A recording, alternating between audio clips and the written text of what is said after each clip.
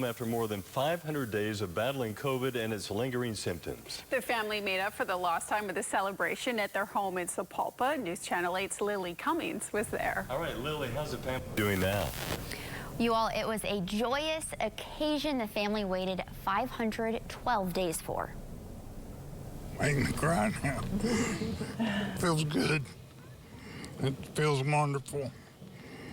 It's just been a long trip. John Rampey's trip began in December of 2020 when he contracted COVID-19. 3 ER visits later, and he was intubated by January. He suffered with pneumonia several times after the initial COVID diagnosis, and was even re-diagnosed with COVID about 6 months afterwards. He was on a ventilator around 50 days before leaving the ICU and heading to an acute care hospital. Then Rampey spent months going from skilled nursing facilities to long-term care after the deadly virus caused complications. While he was on a vent, he had a stroke and has lost quite a bit of motion in his left side. With the same determination and faith that brought him through the year, 4-month, and 27-day-long battle, Rampey says it's not over yet. But I'm going to get well.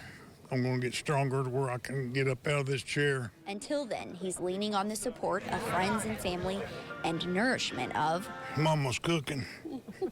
Rampey is a dad and granddad and was the caretaker for his wife. So you can imagine the seconds and hours that passed weren't easy on the family. Really, prayer and God has gotten us through all of this. My mother named our group text chain the Zingos after the roller coaster because that's what we feel like we've been on. Now they're sending a clear message. Get the vaccine, and if you do contract it, then stay strong.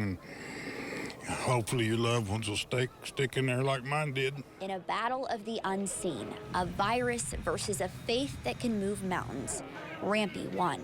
Channel 8 kept me going every day. Wake up to it and go to sleep to it. We feel like winners too.